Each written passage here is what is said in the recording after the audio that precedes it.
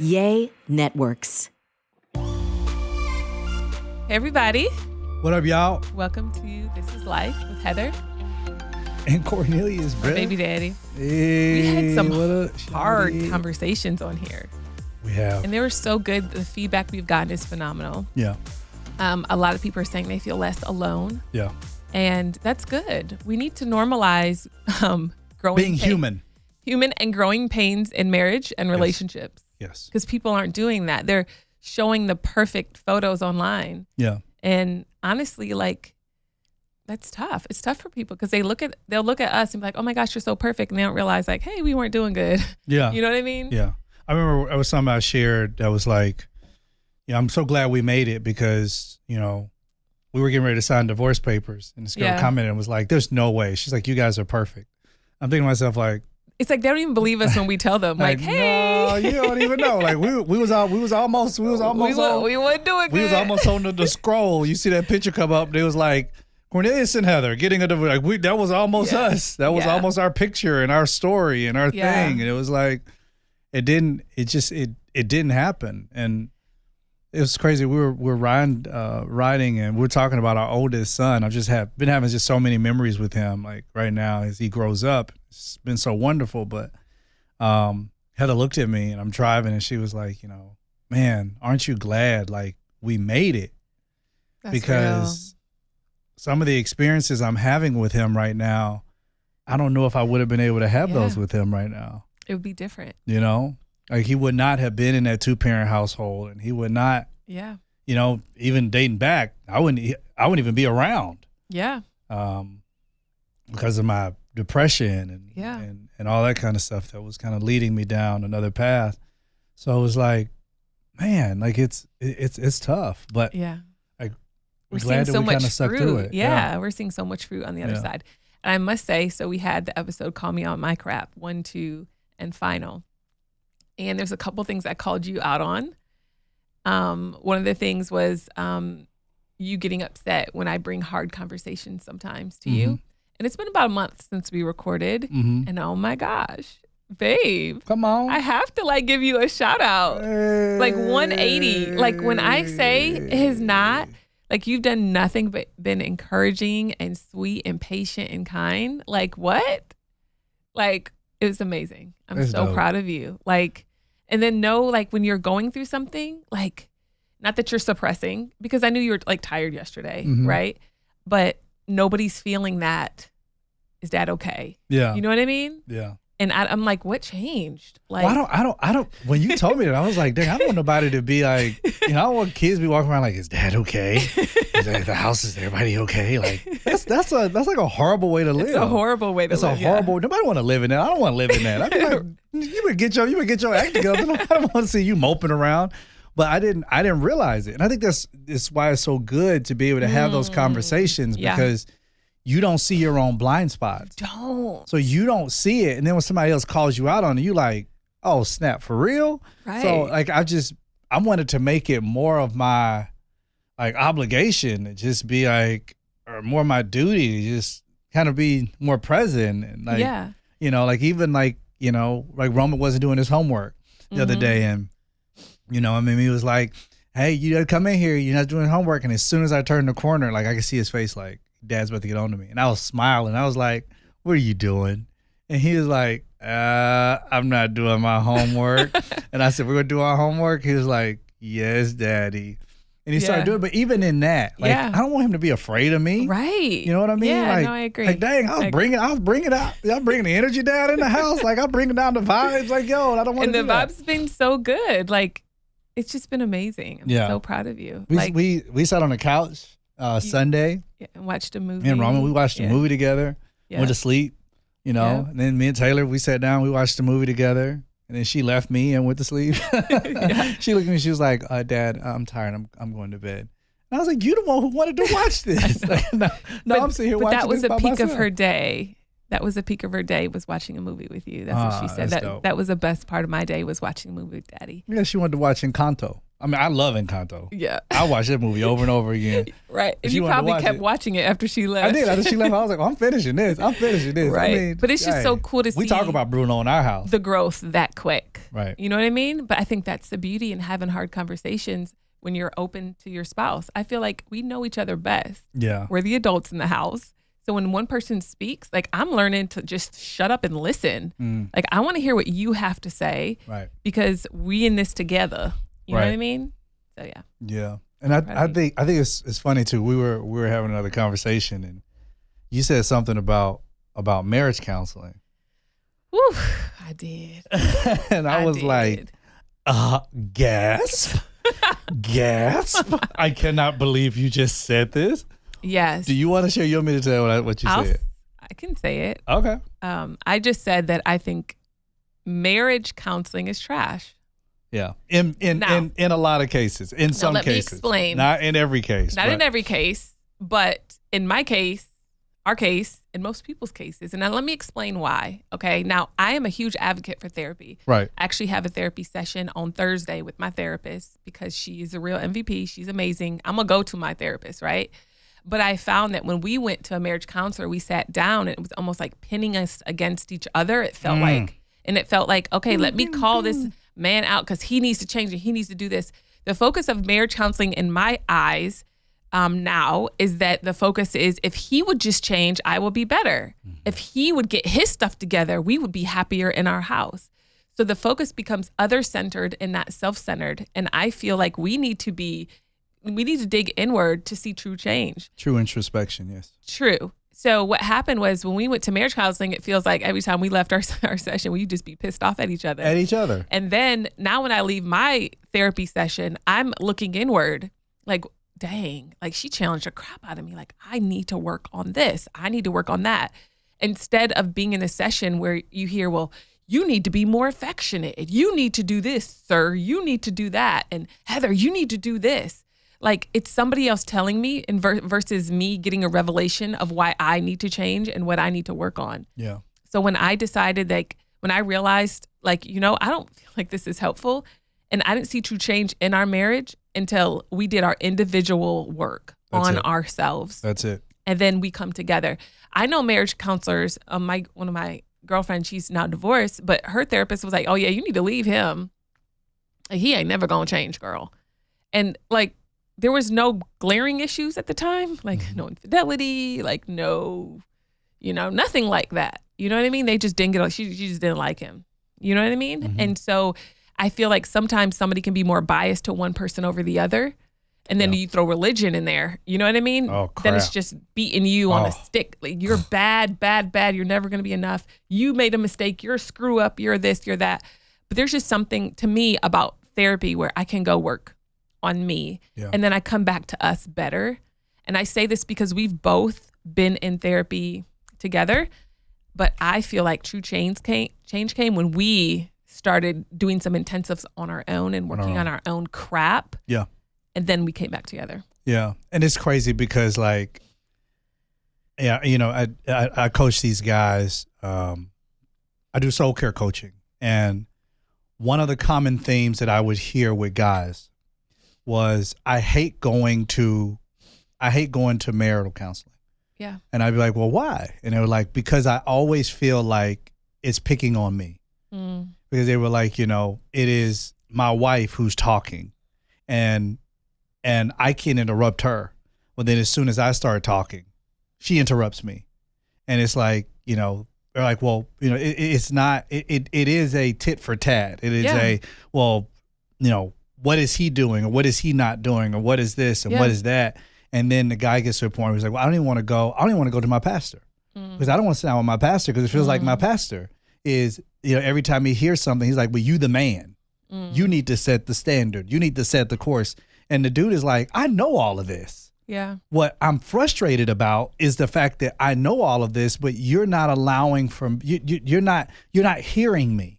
Yeah. And so I don't feel heard. I don't feel safe and I don't want to talk. And then I had my own issues with it. And I'm going to talk about my own issues with it right after this break.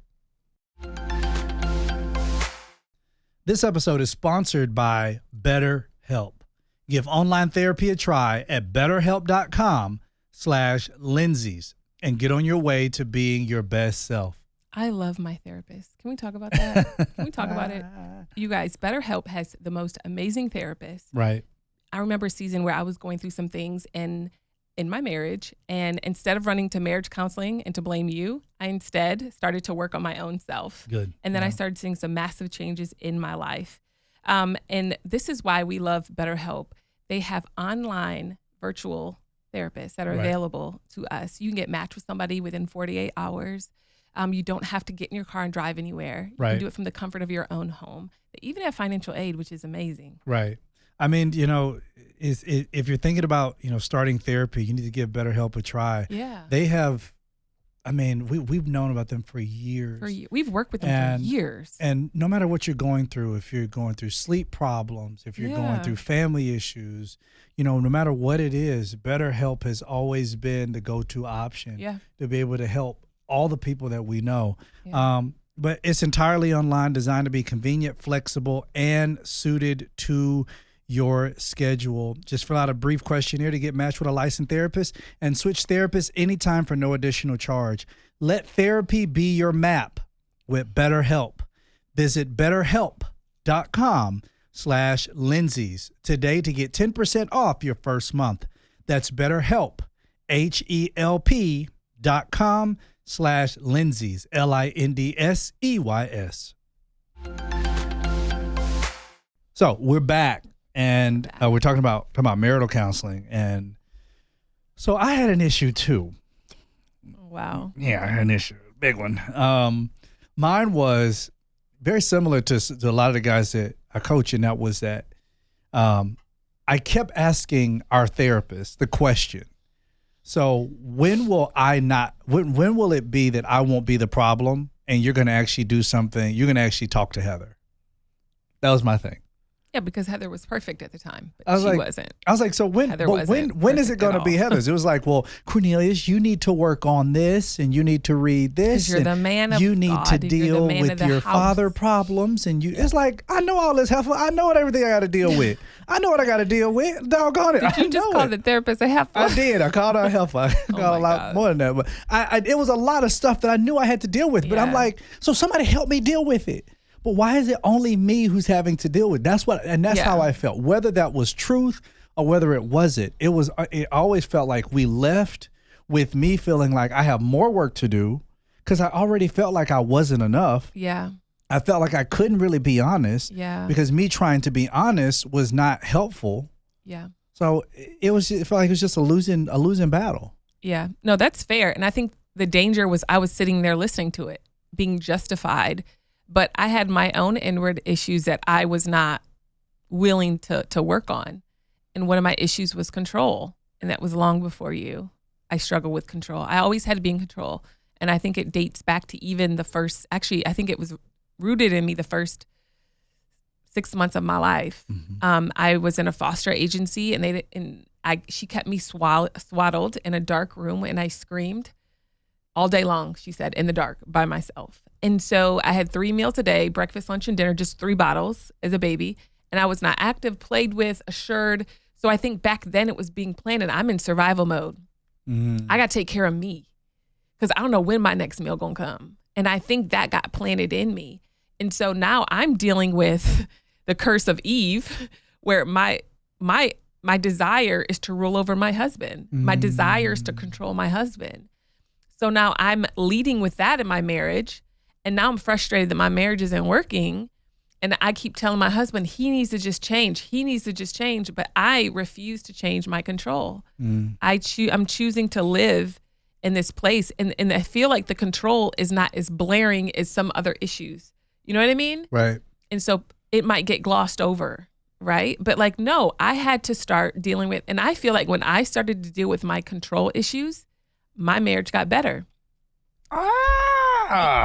No, that's real. No, you can say it again if you wanted to. When I started to deal with my control issues, my marriage got better because imagine trying to lead somebody who's also trying to control you. Because if somebody is being controlling in the marriage, that means they're not being respectful towards their spouse. And your number one need is respect. You need to feel respected by me. That shows that you feel loved, right? Yes. And so now I'm not being respectful because I'm trying to be the dang on leader, but God hasn't called me to be that, right? I'm called to be a helpmeet, and people don't like that conversation. Like they don't want, well, that means I'm beneath, I'm under. No, you literally grab me by your side and build me up and encourage me, and you want me to be the best version of myself.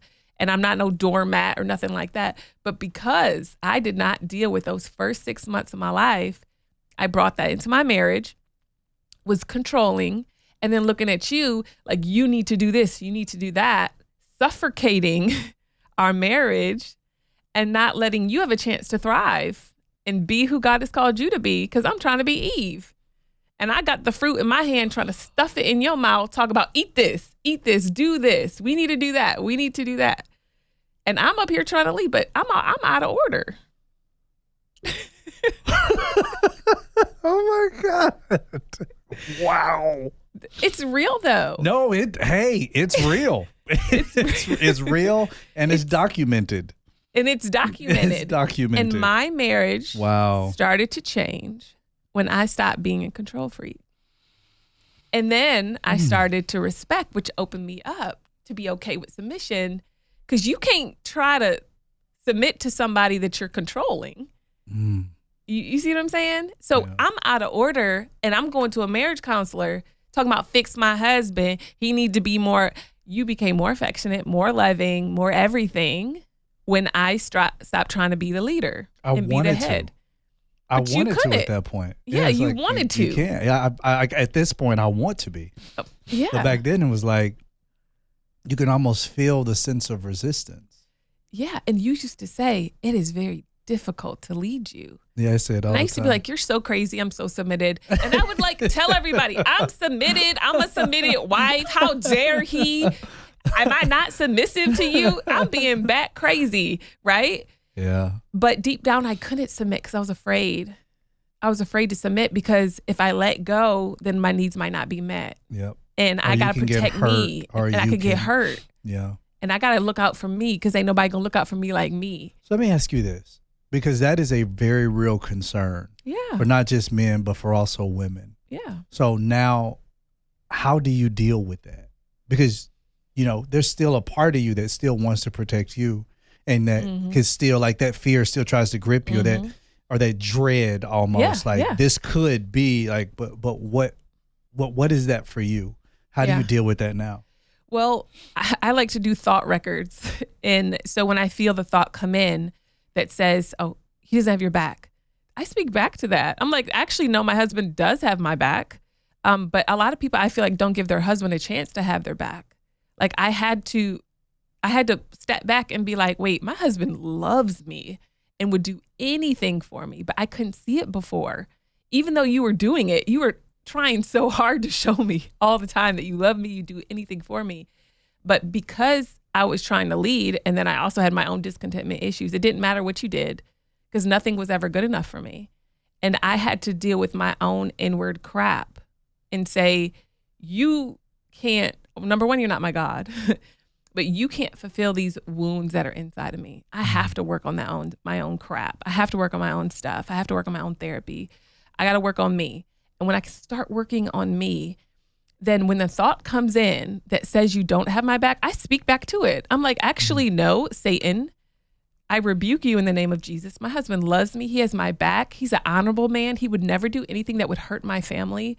Like, I literally fight back. And what happens is once you start standing up against that childhood crap, and you find yourself get stronger and stronger, and then you start seeing fruit. I start seeing so much fruit, so much results. And me not trying to be the head, you know what I mean? And then I see you start thriving, right? Like you're thriving, you're living your best life. But if you've noticed about me laying down the control is I just say, what do you think, baby? Yeah, you do. Which is cool. It is cool. I think part of that on my end is that I've never wanted you for a second to feel like you're a doormat. Oh, no, I never wanted you for a second to never feel made like me feel like that. Never. I feel like you can't be who you want to be, or you can't. You've always supported me, my crazy ideas. I sat there with those Pinky Promise bracelets, and I made some bracelets, and all my bracelets weren't right. Some of them said Inky Promise, but Some of y'all still have it to this day. Those are collector's items for many of you, but.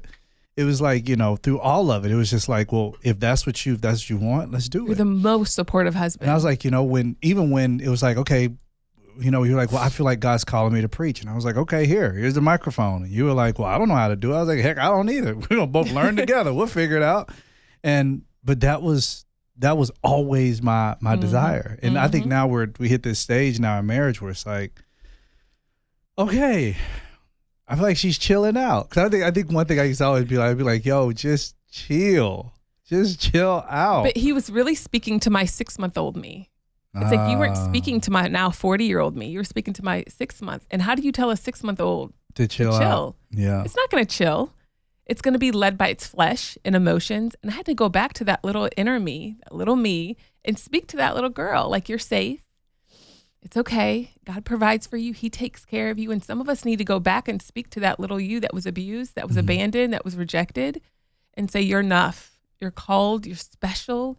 You're safe. It's okay. Like, I had to do that because I was taking my fears and just everything into our marriage. Like, even I remember our first couple months of marriage, we had just moved to Mississippi. We were just there for a year, thank God. No offense to anybody in Mississippi, just not my jam. I just need like Whole Foods and like farmers markets. They got one now. I know, I heard, but they didn't have one when we was there. They had a farmers market. So that's so we was on a struggle bus. Madison or whatever. I need a Saks Fifth Ave too. I need a few things, right? So, but we were there, and I remember you leaving, and we're in this tiny 1-bedroom apartment at 500 square feet. And I remember you leaving to get a haircut, and I bawled my eyes out.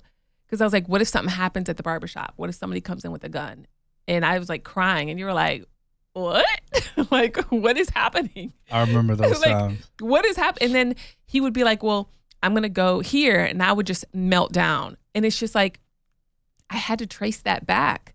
It's not even you. You just happen to be the person in front of me that now I'm vulnerable to. Yeah. And I had to deal with that little me. That little me was afraid. And I feel like when I started facing her and loving her and supporting her, it helped me in every other area of my life. You've done such a great job. We're gonna continue this right after this break. I don't know about you, babe, but I'm always trying to build my credit because back in the day, right at college, your girl had a credit score about 500. I was trying to put myself on a chopping block because it's 800 now.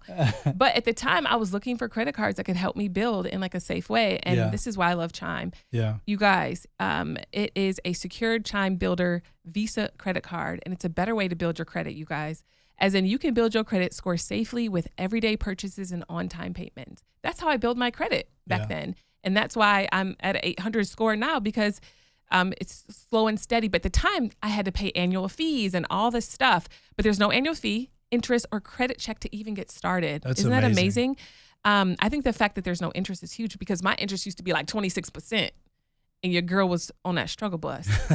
So for anybody that wants to build or even maintain or continue, Chime is where it's at. Yeah, and you can use it everywhere. Visa credit cards are accepted. You can send and receive money. You have access to 60,000 fee-free ATMs. Amazing. You can ditch all the monthly fees, fee-free overdraft with SpotMe. It's just the way to go. So start building your credit up. Open a Chime checking account with at least $200 qualifying direct deposit to get started.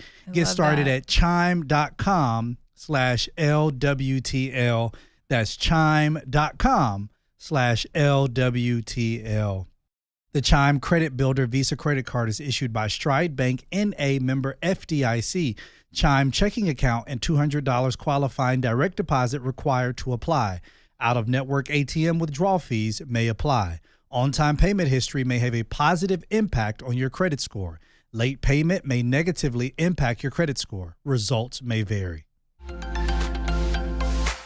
And I think that even like a big part of this, babe, is like, and I have to applaud you. Like, it cannot be easy just seeing like your husband just change. Because like from the man that I was when we got married to who I am right now, it's like complete 180. Yeah. And it's just like, it can't be easy as like, the leader of the house, like, hold up, like, what are you doing? Like, you know, but it's just like with grace and with elegance, you have, you've had your moments, you've been like, I don't understand, I don't agree. But I even think even in your moments of not agreeing,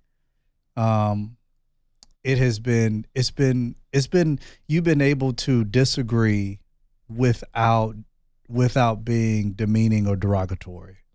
It's like, well, I disagree, but you do you. And and I think a part of that, I wanted to appreciate you for that, because it has allowed for me to be able to grow and to really to change, you know what I mean? In a really cool environment.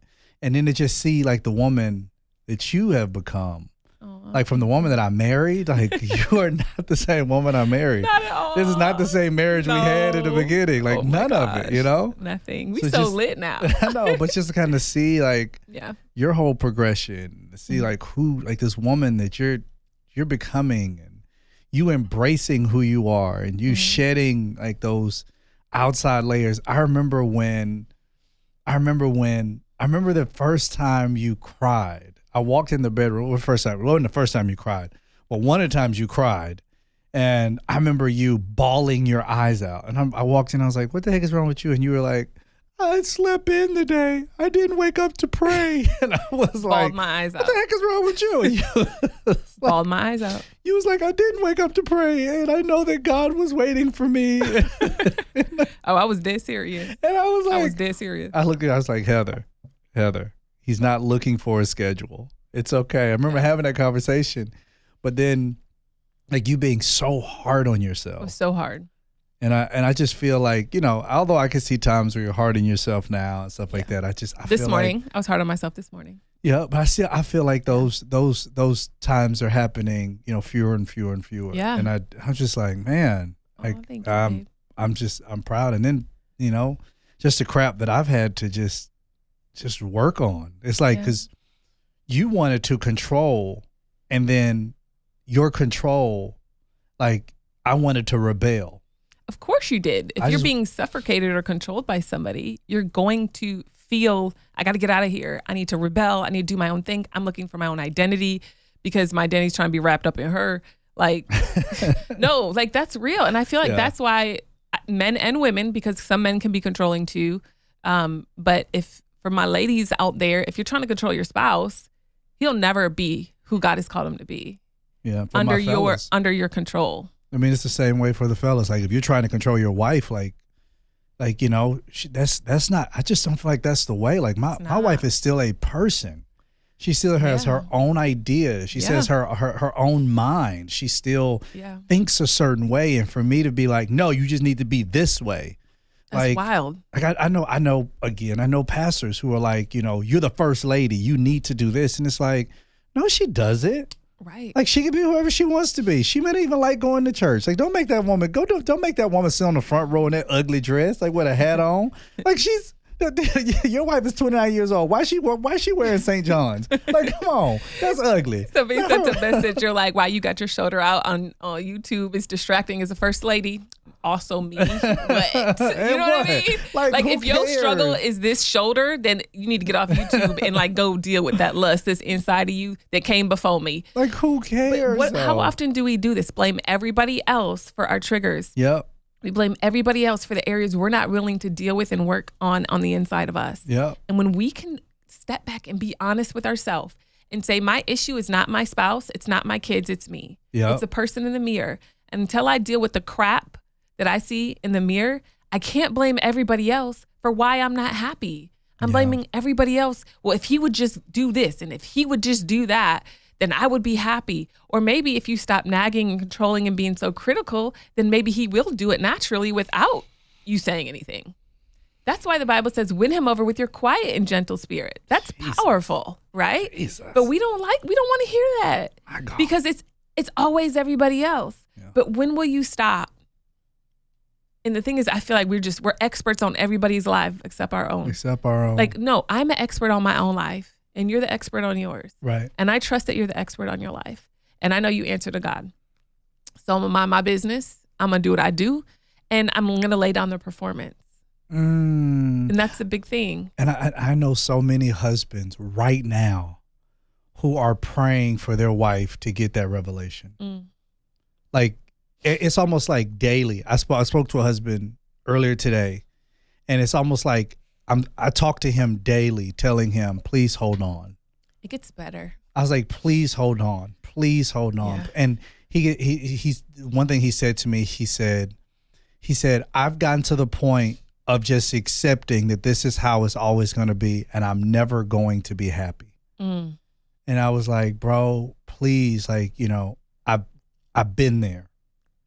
Like, we've all been there. I'm like, but just give it time, because, you know, we know people who've just up and left their marriage, up and left their family, just walked away. And that's you real. know, people are like, well, I don't understand how a grown man could just leave his family in the middle of the night.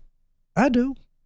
When he feels suffocated and he doesn't feel like he can really grow and really change and really become who he's supposed to be. He doesn't have a voice. And then you get your family involved in your marriage. Oh my goodness. And you got mama and them telling them, you need to stop being an entrepreneur. You need to go get a job. You need to do this. You need to get a real job. You need to do this. You need to do that. Like, have you even given your marriage room to grow and dream? And you know what I mean? Get your family out of your business. That's a word. Get your mama, your daddy, your sister, stop letting them come over to the house. No, you cannot spend the night. Tell them to get them out of your business. That's real. You got too many voices in your marriage. Too many. I know. Yeah. I'm quite sure mama is seasoned, wise, been to church for 30 years. Maybe not. But mama, but mama is also twice divorced. She does not know marriage. You cannot get marriage advice from mama. She could tell you what not to do. Yeah. But again, she didn't marry your husband. The man she married or the two men she married are gone, off married to somebody else. So please get mama out of your business. Bro, I know you love your mama. But you're not married to your mama. That's real. Could you please cling to your wife? Like legit. Yeah. Tell mama, no, mama, you don't come first. I'm sorry. I hate to tell you that, bro, but mom does not come first. Your wife does. Your wife comes first, and then your mama. You fix a plate for your wife first, and then you get one for your mama.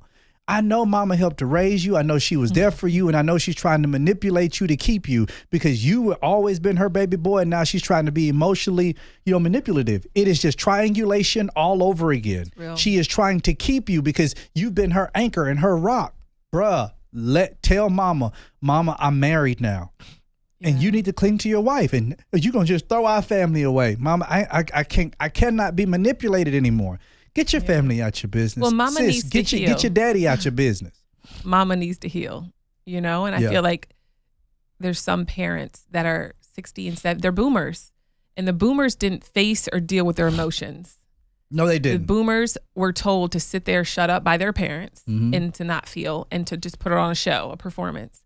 So I feel like we have boomers now, and they're still not healed. Right. And they're still dealing with their crap. I mean, we all are, don't get me wrong, but their generation was not talking about emotions and feelings and childhood trauma like ours are. Oh, no, not at all. By any chance, right? So, I would pull them out of my business, and you just have to remember this. This is just like so strong in my spirit. You're an expert on your own life. You're not an expert on your husband. I know you think you are, but you're not.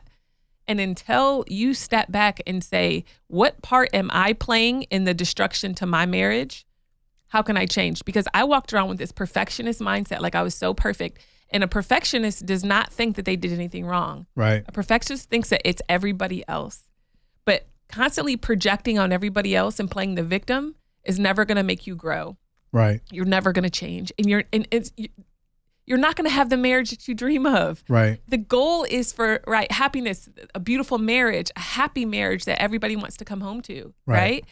And I feel like your spouse starts changing when you get in position. It's so funny. I always feel like and I never said this to you, and I'm just going to say it.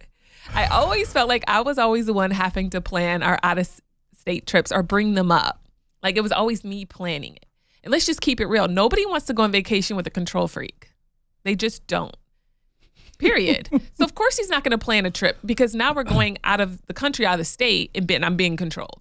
You know, being at the house, I at least can go to the gym by myself. My beautiful wife would have, when we landed, she would have all these events planned. And I would look at her and be like, I ain't doing none of them. My whole itinerary. And I'd be like, well, I already paid for it. And he's like, looks like we're about to lose some money on that one, friend. There's rebellion. Right. It was like this thing, right? And so now this one was, we're going on a trip, anniversary.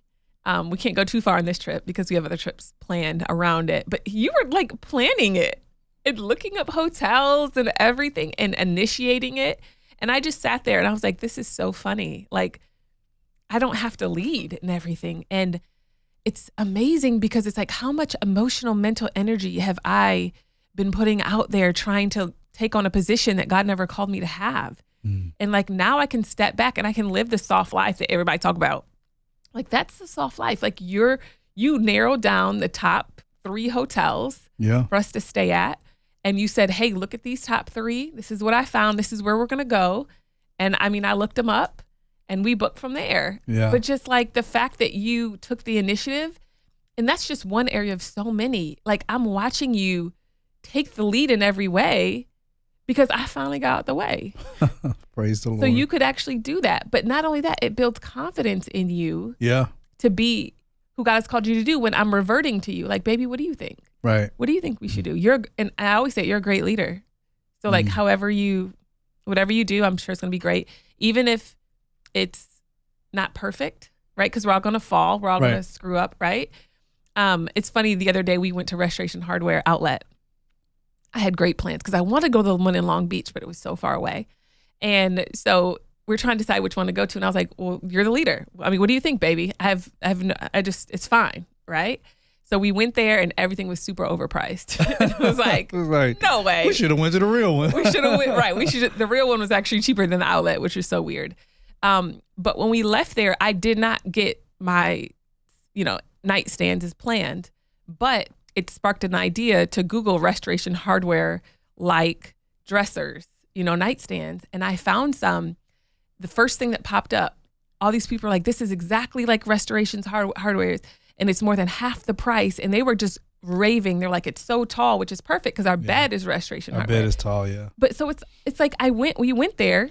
We didn't find what we needed, but it prompted for me to search something else. Yeah. And we found what we needed. And it's on its way to our house. Yep. And I think that's the good thing about this. It's like, and again, I think the common theme here, the context is you doing the work on you. Because your issues may not be our issues, and they're not supposed to be. And we're not, again, like my wife mentioned, we're not coming here as experts because I hate that bull crap.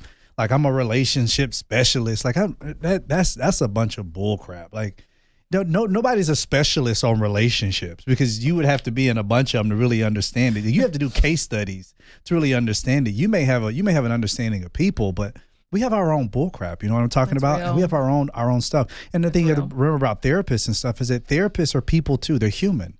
So they don't have all the answers. They're trying to figure out themselves. Like, we know therapists. We know therapists personally who we're friends with. And we just like, they're cool, but we like, oh, you helping people? Like, Well, they study it. That's what they do. You know what I mean? Just like, it's like anything. Just like a doctor. A doctor practices medicine. Yeah. But that doesn't mean that they're educated on health. That just means they practice medicine. Yeah. And, so that's the idea that you have to have with this. That's real. But, if we could leave you to anything, please get your family out your business. Please get your family out your business. And if you live in with your family, move out immediately. Find a way to move out. Yeah. Get out of your families. Get out of Big Mama house. Get out of your parents' house. But it's okay. We live in the basement. Get out of your parents' house. Get out of your sister's house. As long as they're respectful. Like, well, in our case, like Mama, she's not in our business. No. But, that's what I'm saying. But our mom lives with us. Yeah, that's accurate. And my mom is very respectful. Oh my gosh. Your family who comes to stay with us. They mind their business. They mind their business. Very respectful. So they're allowed to come over. You don't mind your business, you got to go. But they're in our house. Yeah. It's like the other way around where they're paying the bills. Where they're paying the bills. Right. So they're like, why don't he get up and it's like that kind of stuff. Well, why you always in the kitchen fixing him something to eat? Why don't he get up and fix you something to eat? Isn't that in the Bible? In the Bible, get out your father's house. All right, Abram, I need for you to move. But yeah, we gotta go. We gotta go. We love y'all so much. We love you. Hey, join us for next week, yo. It's on and popping. We about to do this again. It's amazing. Pineapples. All right, God bless y'all. Introduces. We out.